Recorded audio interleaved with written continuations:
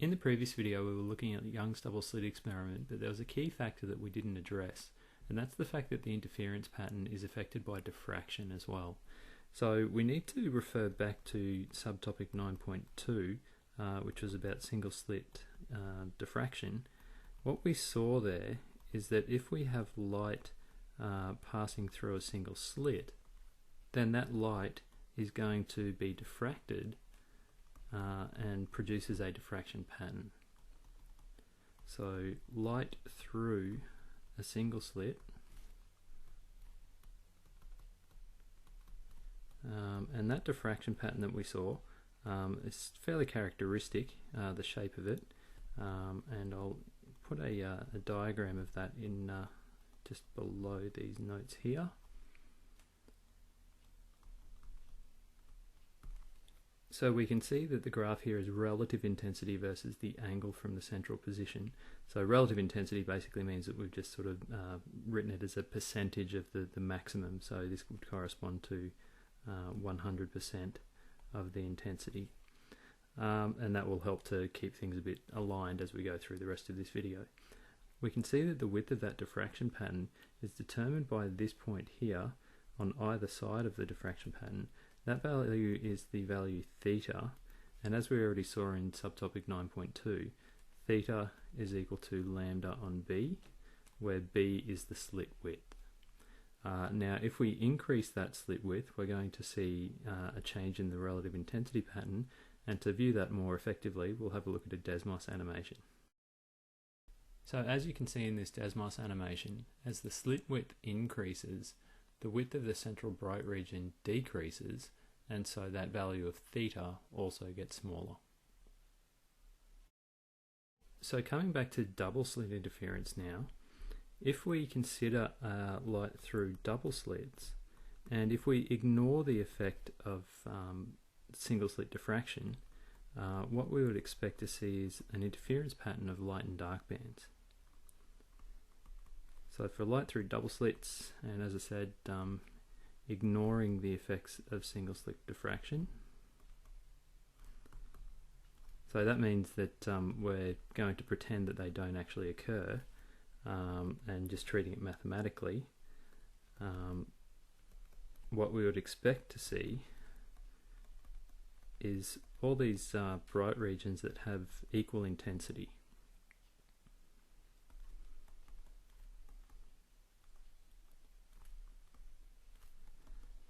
So the intensity of the bright regions would be equal,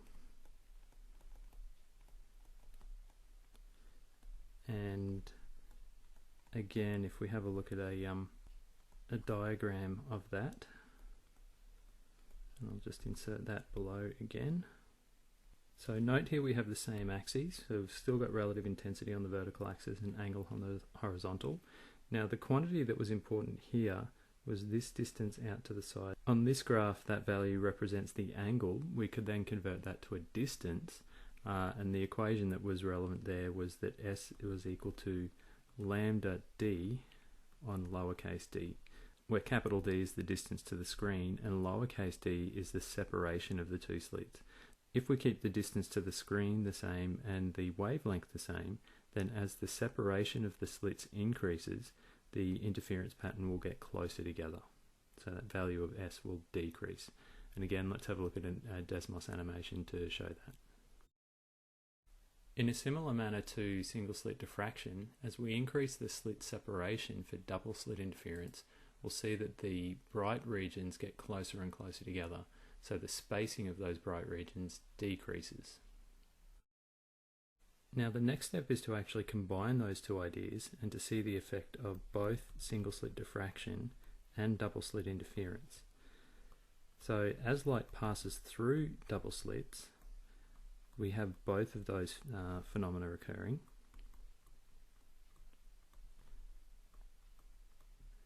So as it passes through each of the slits, single slit diffraction applies. And we then also have the interference pattern, so double slit interference occurring. And as a result, we see that single slit diffraction modulates the double slit interference. Now that word modulates basically means that the pattern of the double slit interference is going to be affected by, or it's going to be sort of clipped off by the single slit diffraction pattern, and we can see that in the diagram shown here. So hopefully you can see here that we've still got those peaks of the double slit interference pattern as indicated by these points here, but the intensity of those peaks has decreased due to the overarching effect of the single slit diffraction pattern, which kind of gives us this envelope that sits over the top of the interference pattern.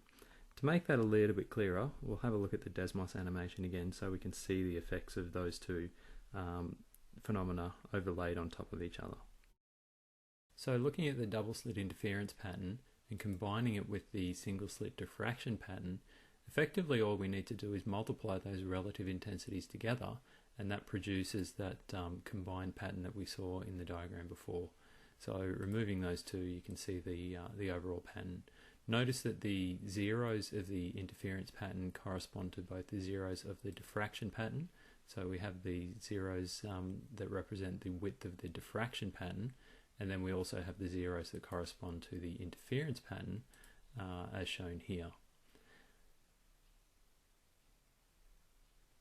If we were to increase the width of the slits, we'll see that the envelope of the interference pattern changes as seen here in this animation. It seems to resemble the single slit diffraction pattern more closely, and we can see that a little bit more clearly if we overlay the two on top of each other as shown here. You can see that the single slit diffraction pattern is basically just squeezing the peaks of the interference pattern into smaller and smaller peaks. Similarly, if we were to increase the separation of the slits, we'll see that the peaks of the interference pattern get closer together while the envelope doesn't seem to change. And again, if we overlay the two, both the interference pattern and the double slit interference pattern, we can see that the peaks maintain their separation, they just get closer together. We'll now summarize these representations in a table to make it a little bit easier to make sense of the differences. So to summarize the changes that can occur with the slit width and the slit separation, as we said, changing the slit width will affect the envelope. That means that the overall width of the pattern will change.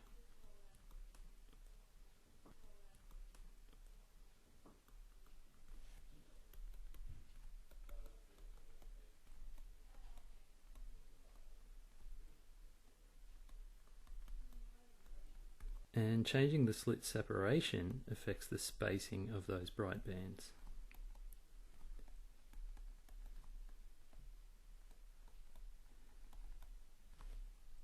We'll have a look at a table to summarize that, as I said, and hopefully it'll make sense once we've got it all jotted down.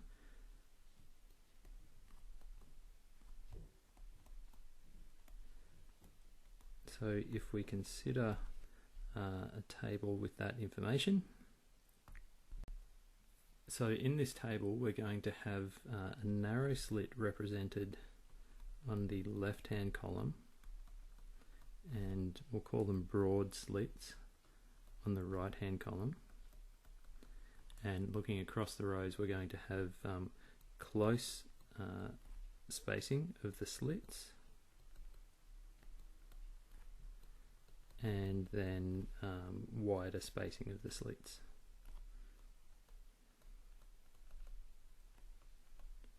So if we look at each one of those in turn, with narrow slits, close spacing of the slits, we see that characteristic sort of pattern. If we then increase the width of the slits, so moving across to the right, we'll see that that pattern gets sort of, the envelope gets squeezed in.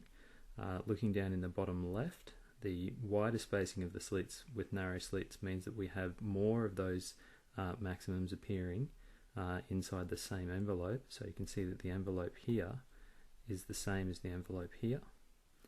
And then if we look in the bottom right, wider spacing of the slits with broad slits, we can again see more of those bright bands fitting into that envelope. So that's the full and complete picture of double slit interference, and incorporates both interference and single slit diffraction.